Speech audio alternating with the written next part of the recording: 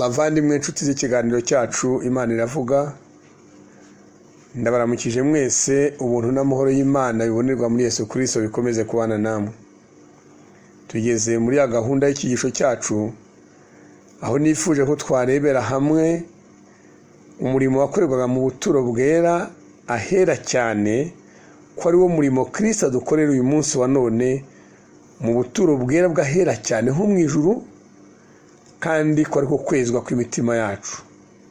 Reka dusenge. Turagushimye Data wa twese, Mana ibera hose icyarimwe, Mana itinda kurakara y'impuhwe n'urukundo bitarondoreka.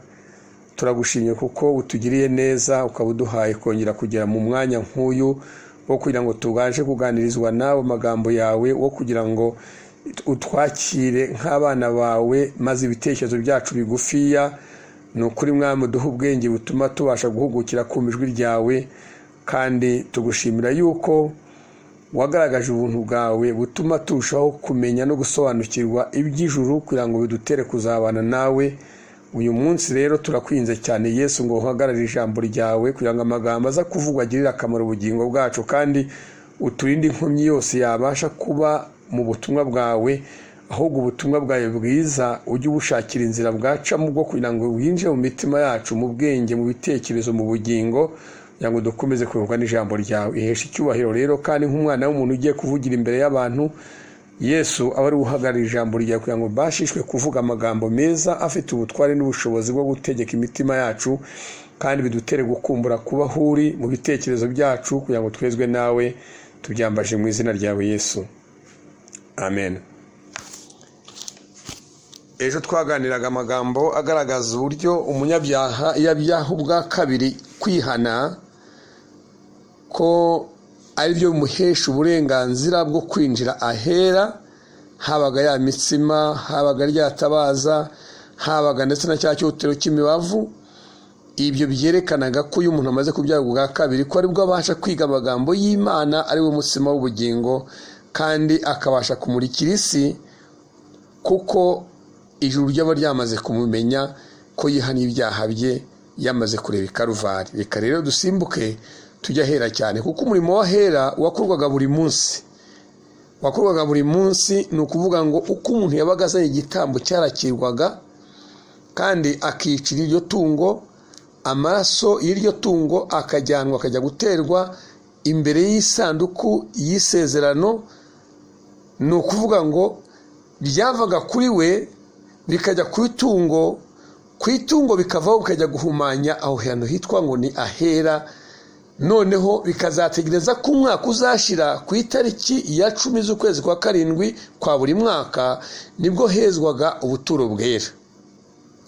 Noneho kandi si ubuturo bwera bwezwaga gusa, ahubwo hezwaga n'ubwoko bwa Isirayeli. Bivuga ngo wari umunsi w'impongano, wari umunsi wo kugira ngo abantu ibyabo bagaragare ko byakiriwe n'Imana, noneho batangire bushyashya. Wari umunsi wo kuvana icyaha mu Bayisirayeli ku muntu wabaga ataragerageje kugira ngo abashe kukihana. Kuko ubundi niba mwarakurikiye neza amateka y'Abayisirayeli, icyaha kimwe cyagomba kurimuza abantu. Mwibuke kuri Akani, mu gihe Akani yari amaze kujya i Yeriko akibayo wa mutungo werejwe Uwiteka, byatumye kuri Ayi umudugudu muto yabatsindwa bitewe n'icyo cyaha. Twabona ingero nyinshi. None ni ukuvuga ngo rero uko umuntu yazaga imbere y'Imana aje kwihana buri munsi, ni ukuvuga ngo umuvumo w'ubwoko bwa Isirayeli wavaga ku uwo muntu ukajya ku iyo ntama, wava ku iyo ntama cyangwa se iyo hene, ukagenda ukinjira aho hentu hitwa ahera, bagatera kuri wa mwenda ukingiriza ahera cyane, ugabanya ahera n'ahera cyane. Noneho uwo murimo ukaburarangiye wa buri munsi, kandi ugakorwa buri gihe cyose warakorwaga.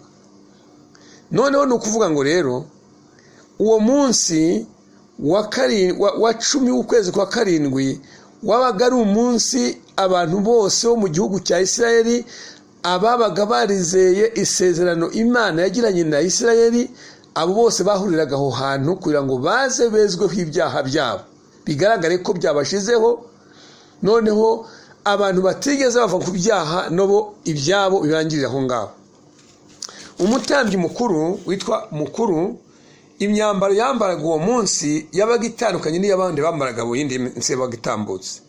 Iminsi yindi yabaga itambutse bambaraga imyenda, ariko uwabaga aje k'uwo munsi wa 10 w'ukwezi kwa 7 yambaraga umwenda ngira ngo dutekerezeho.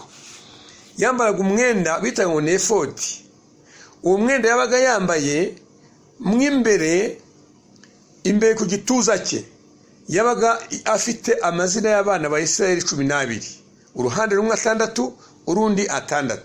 Mwimbere muri iyo myenda habaga harimo amabuye 2 yitwa Orimu na Tumimu. Nibuye ryagomba kugaragaza iby'Imana cyangwa se rikerekana n'ibya Satani. Nanone bikongera kwerekana ko abantu bemewe cyangwa se batemewe. Ikindi yabaga agomba kwambara, yashyiraga igitambaro cy'umweru mu mutwe.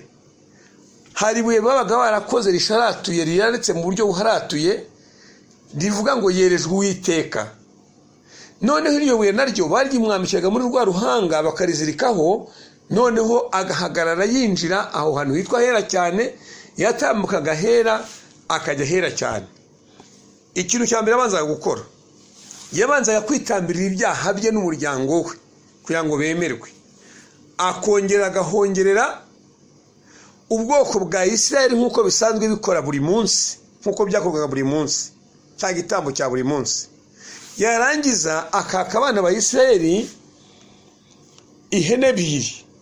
Izo hene 2 bazanaga ku buturo bwera imihembere y'ihema ry'ibonaniro. Barangiza bagafata amabuye Orimu na Tumimu bagakora ubufindo bakoreshaga, bakamenya ihene yerejwe Uwiteka, indi ikaba ari ya Satani. Yerejwe Uwiteka bayifataga mu ruhango, umutambyi yafataga mu ruhanga, yamara kwifataga mu ruhanga akayivugiraho ibicumuro by'abo bantu bihannye. Yarangiza agasogota akajyana ayo maraso, wa mwenda ukingiriza hera na hera cyane uwo munsi yagomba kurenga. Yarawusunikaga, yamara kusunika akigira imbere. Iyo yamaraga kwigira imbere yabaga ageze ahantu hari ya sanduku y'isezerano. Hejuru y'iyo sanduku hariho abakerubi 2, kandi hari kuri Shekina y'Imana, n'ahantu ubwiza bw'Imana bwagaragariraga hejuru y'iyo sanduku. Ni ukuvuga ngo iyo hagiraga rero yafataga cya cyotero cy'imibavu akagishyiraho imibavu kugira ngo bigire gute. Noneho uko imibavu ngo yazamukaga nk'igicu imbere y'amaso ye, yakingirizaga we na ya sanduku kugira ngo ubwiza bw'Imana budaturukaho Imana izabonekera kuri ya sanduku, noneho ukaza kureba ukaba babasha kumwica. Niko Imana yari yamaze kubabwira. None ni ukuvuga ngo rero uko yashyiraga iyo mibavu aho ngaho, yazamukaga hagati ye na ya sanduku, noneho agatangira gukora umurimo wo gutera amaraso. Yafataga amaraso agatera aherekeye iburasirazuba inshuro 7, agatera n'ahagana imbere inshuro 7. Yarangiza noneho umurimo yamara kurangiza agasohoka, akajya gukora undi murimo nanone wo kugira ngo agaragaze yuko abantu ibyabo byakiriwe. Bamara kubona ko byakiriwe, byabaga ngombwa yuko ya hene yasigaye kuri wa muryango aho yakuye ya yindi, ajya ku ya yindi bishe. Iyo yahasize aho ngaho niyo agomba kujya koherwa, ariyo igaragaza ko abanze kwihana ibyaha, abihana ibyaha byabo ko bigiye kujya kuri ya hene. Noneho akaza akayifata mu ruhanga, yamara kwifata mu ruhanga akavuga ibyaha abantu bihannye. Bamara kubivuga, noneho hari umuntu wagara ugenewe akagenda akayicisha ahantu mu cyanzu, bakajya kuyohera mu butayu. Nta muntu wayiryaga, nta wayororaga, ntabwo yabaga ari itungo ifite akamaro, yabaga yikoreye ibyaha n'umuvumo wose w'abantu bose baramaze kwihana ibyaha byabo, ikajya koherwa. Iyo ngiyo ifite ikintu yerekanaga. Ikindi kandi abantu bihanye ibyaha byabo muri ya minsi yatambutse mbere yuko beza ubuturo bwera, niho nababwiye ko tugira ngo turebe umurimo Kristo dukorera mu gihe cya none, ko werekana ubwo wakorwaga mu gihe cya kera ku munsi w'impongano, ari wo ukwezi kwa 7 ku itariki ya 10, ariyo byerekana kwezwa kwacu. Ni ukuvuga ngo uko umutambyi yabaga agiye ahantu hitwa hera cyane, afite ya mazina mu gituza, ni ukuvuga ngo abagize iyo miryango babaga bari inyuma mu rugo, buri muntu wese yinginga, ataka, atabaza agira ngo yinginge Imana kugira ngo ibye byemerwe biba byaramaze kwemerwa. Kuko uwo munsi mwabaga ari ugusuzuma nk'urubanza, niko navuga, kugira ngo abantu bihanye ibyaha byabo bigaragare ko bihanye, abatarihanye nabo bigaragare. Ni ukuvuga ngo imitima yabo nubwo abaga basigaye aho hanze, ariko yinjiranaga mu bitekerezo na wa mundi wagiye kubinjirira ahera cyane imbere y'Imana. Nuvuga ngo umuntu wese yabaga atekereza ibyaho ari, kandi mu mutima wicisha bugufi yinginga. Ni ukuvuga ngo nta bindi bitekerezo, umutima usa nk'uhagarariye muri icyo kintu, utekereza kwihana, utekereza kubabarirwa, utekerezwa kwakirwa n'Imana. Niko umuntu yabaga ameze. Nizo mpamvu nababwiye yuko ibyakorwaga icyo gihe n'ibyo Kristo dukora mu gihe cya none birasa. Ibyakorwaga icyo gihe ni ukuvuga ngo imitima y'abantu yabaga itekereza aho ngaho, ni nko kwezwa ko mu gihe cya none. Imitima yacu mu gihe cya none, twe tuzi ko Kristo umunsi wa none arahera cyane ho mu ijuru. Twebwe ubwacu tukiri muri iyi si yacu, twagombye kutavuga uko dushaka, twagombye kudatekereza uko dushaka, twagombye kutarya uko dushaka, twagombye tutanywa uko dushaka. Ni ukuvuga ngo twebwe iwacu ni mu ijuru. Niko Pawulo yandikiye Abafilipi, iwacu ni mu ijuru. Dutekereza ibyaho ngaho. Mu magambo aboneka mu rwandiko Pawulo yandikiye Abakolosayi igice cya 3 uri nko ku murongo wa 1 kugeza umurongo wa 4, yaravuze ati, niba mwarazuranywe na Kristo, mujye muhoza imitima yanyu kuri hejuru mu ijuru aho Kristo ari. Ni ukuvuga ngo kandi ubugingo bwacu ngo buhishanywe na Kristo mu Mana, kugira ngo Kristo niyerekanwa tuzerekanwe nawe turi mu bwiza. Ni ukuvuga ngo uyu munsi wa none abantu bamaze kwihana ibyaha byabo. Ntabwo ari ukubabarirwa gusa ibyaha byacu Imana ishaka, ahubwo ishaka no kubitwezaho. Iyo umuntu amaze kubyaga ubwa kabiri, aharanira kugira ngo yezwe. Ni ukuvuga ngo iyo umuntu amaze kubyaga ubwa kabiri, atwikirizwa gukiranuka kw'Imana kubonerwa muri Yesu Kristo. Ni ugutwikira. Ni ukuvuga ngo ugaragara nk'umukiranutsi kandi utari we. Kamere yawe ya kera ihora igira ngo izamure ibitekerezo, igira ngo ikukora ibyo isanzwe uzikora. Noneho nawe kuko wamaze kumenya icyo uri cyo n'icyo ugamije imbere y'amaso yawe, ugahora winginga Kristo, agahora atsikamiye ya kamere kugira ngo itabasha kuzamuka. Kamere y'umuntu ntabwo igipfa, ahubwo itwikizwa gukiranuka kwa Kristo. Mu gihe cyose rero udahanira kwezwa, kamere yawe ihora izamutse, iby'umwuka bikajya hasi. Iyo uharanira kwezwa, ni ukuvuga ngo kamere ijya hasi, iby'umwuka bikajya hejuru. Ni ngo gukiranuka kwa Kristo urakugumana. Nibyo byitwa ngo ukwezwa. Kwezwa ni ukwibuza ibitekerezo bibi usanzwe umenyereye. Kwezwa ni ukwibuza ikintu cyose cyabasha gutuma umutima utandukana n'Imana. Ingeso yo kwezwa rero ngiyi, iyo utangiye kugira ngo wowe niyo wihannye ubusambanyi uri umusambanyi, amaso yawe akururirwa kugira ngo ahehete, ibyo bita ngo ubuhehesi. Amaso ukabona atangiye kugukurura akujyana. Ni uwo murimo wa Satani. Kamere yawe igatangira kuzamuka ikakwereka ibindi bintu bindi. Niba warihannye kuvuga amagambo atari meza, kutivanga amagambo n'ay'abandi bantu bo mu isi kugira ngo udashukwa ugacumura, noneho ni ukuvuga ngo ahubwo amagambo akunda kwiyongera, kugira ngo noneho nawe uko ugenda urwana urinjira muri Kristo, nawe agira umwete kugira ngo atsindagire iyo kamere ye kugutegeka ikibi kinesha icyiza, kinesha ikibi. Ni nguko ku murimo wo kwezwa. Ni ukuvuga ngo uko umutambyi wa kera yinjiraga hera cyane, yinjiragamo agiye kugira ngo ni nk'isuzuma rubanza, kwari umunsi wo kugira ngo bize ubuturo bwera bwa Isirayeli.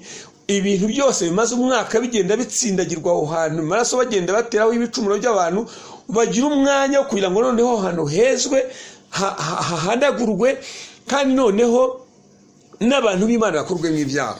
Iyo umutambyi yavaga aho hantu hitwa hera cyane, akagira kuri rya hema aho basogoteye rya tungo bagiye kugira igitambo, agasanga ryarenda karivugira nk'ibyaha, habaga hasigaye umurimo wo kugira ngo noneho barebe abantu bari muri rubanda bategeze bihana ibyaha byabo, kuko abantu bose bagomba kubateraniye aho ngaho.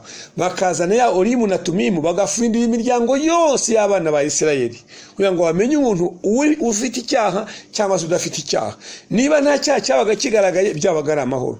Ariko niba hagize icyerekana ko harimo icyaha, umuntu wabaga ari aho ngaho, abantu bose bamuteraga amabuye, habanjije ko umuryango we agapfa, bikarangira ubwoko bwa Isirayeli bukagenda bwejejwe mu munyabyaha, umuvumo bakuweho, bakabona bakagenda ari abantu bashima Imana kandi bizera yuko iby'Imana yabakoreye byose ko byamaze gukoreka mu bugingo bwabo.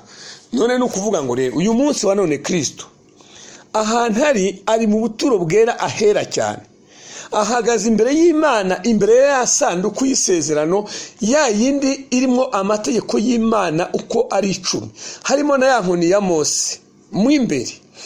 Uwiteka ari hejuru y'abakerubi kuri ya Shekina, hejuru ya sanduku y'Imana. Nukuvuga ngo Kristo nkuko cya gicu cyazamukiraga hagati y'umuntu ndetse na ya sanduku, Kristo ahagaze hagati yacu n'Imana kugira ngo twebwe ubwiza bw'Imana butaturimbura bitewe nuko Imana yanga icyaha. Kristo ahora ahagaze imbere y'Imana yacu, nuba ngo adusabire. Ugusabira tujya ngo tuvuge nuko nguko. Mwibuka amagambo aboneka mu rwandiko rwandikiwe Petero yandikiye itorero rw'igice cya 3, urwandiko rwa 2 igice cya 3 nk'umurongo wa 9 kumanuka. Yaravuze ngo umwami Imana ntagatinze isezerano rye nk'uko bamwe bitekereza ko aritinze, ahubwo yihangana idashaka ko wagira ngo ni umurimbuka, ishaka abantu bose bihana. Nguko kudusabira kwacu nuko nguko. Nukuvuga ngo Kristo yihangana asaba atakayinginga, agaragaza za nkovu zo mu biganza, agaragaza rya kamba rye bamwambise ry'amahwa, kugira ngo noneho uko bigaragaza urukundo Imana yakunze abari mu isi, noneho Imana yihangana igira ngo amaraso ya Kristo agira ikintu yamarira wowe ndetse n'agira ikintu yamarira. Umuntu wamaze kwihana ibyaha bye ntago bigomba gucira aho ngaho, ahubwo Imana ishaka ko uwo muntu yezwa. Kwezwa k'umuntu aho icyaha cyavuye, aho kamere y'ibyifuzo biyavuye, hicara umwuka w'Imana.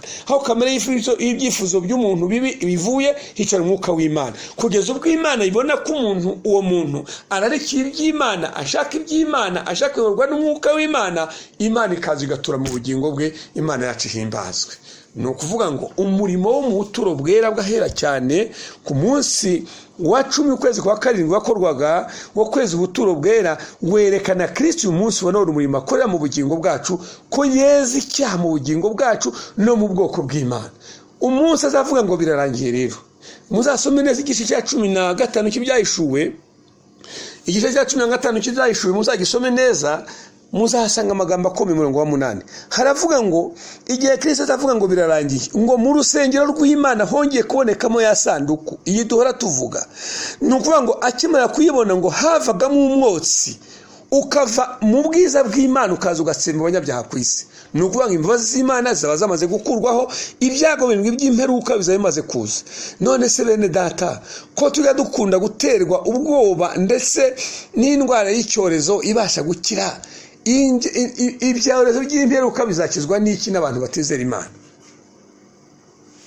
Ndabaza, niba twebwe dufite icyorezo tugahora twipfutse umunwa, ntidusohokene mu nzu tukaba muri yo, umunsi Kristo azahaguruka hera akavuga ngo birarangiye, uwera nagumye yere, uwanduye nagumye yandure, ubwiza bw'Imana ngo buzaba bwamaze guhinduka umwotsi, n'ibyago birindwi by'imperuka bizaza bigaturuka mu bantu, bigatsemba bikarimbura. Abantu bazaba baramize inyamaswa n'igishushanyo cyayo, bazafatwa n'ibisebe bidakira, bazavirwa n'izuba ritagabanuka. Kubera iki? Kubera yuko banze kuramya Uwiteka Imana, bakaramya ibyaremwe, bakaremya abantu. None nukuvuga ngo uyu munsi wa none Kristo abereye mu buturo bwera jewe nayo kugira ngo tubashe kwezwa imyanda yo gukiranirwa, twambike gukiranuka kwe, kandi abona hana tura mu bugingo bwacu. Iyo umutambyi yasohokaga hera cyane akagera hanze, utabaga yarihannye yafindwaga mu munsi agapfira aho ngaho, ntabwo yatahaga mu bundi bwoko bwa Isirayeli. Kristo nava hera, uwari umuntu ntagazongera kwitwa umuntu, azaba ikivume, azaba nka ntama yazararaga mu butayu, yahene yazaraga mu butayu yoherwaga igeranya Satani n'abanyabyaha ndetse n'ibyaha byabo babyikoreye. None bene data, twebwe ubwacu ko Kristo uyu munsi wa none yinginga abarushye, abaremerewe, kugira ngo twese tumusanga turuhure, twemera kururwa na Kristo. Umurimo wa Kristo si wo kutubara ibyaha gusa, ashaka no kutwezaho ibyaha kugira ngo abone hana tura mu bugingo bwacu. Igisambo ku musaraba cyonyine cyo cyagize amahirwe cyo kugira ngo gitsindishirizwe kigahita kipfira. Uyu munsi wa none turacyafite umwenda imbere y'Imana na kamere yacu tugora kugira ngo twebwe iby'Imana bitwikire kamere yacu. Umurimo wa Kristo adukorera mu buturo bwera wo kweza kamere yacu, wo kweza ibitekerezo byacu ngo tube bashya, niwo murimo wakorwaga mu buturo bwera mu isi ku munsi wa 10 w'ukwezi kwa karindwi. Ntabwo ubasha gusobanukirwa n'ibyo Kristo akorera mu bwami bwo mu ijuru utabanje gusobanukirwa n'ibyo yakoraga hano kuri isi yacu. Ngo nk'uko umutambyi abantu binjiranaga nawe ahera cyane agiye kubahongerera imbere ya sanduko, niko natwe tukiri muri isi yacu tuzamuka mu bitekerezo tukagera hafi ya Kristo kugira ngo natwe tubane iyo nawe mu bitekerezo byacu, atwigishe kuvuga, atwigishe gutekereza, atwigishe kurya, atwigishe kunywa, atwigishe ko twakwifata muri iyi si turimo tutari iwacu kugira ngo iwacu be kutugaya. Imana yacu himbazwe. Amahoro y'Imana bane namwe.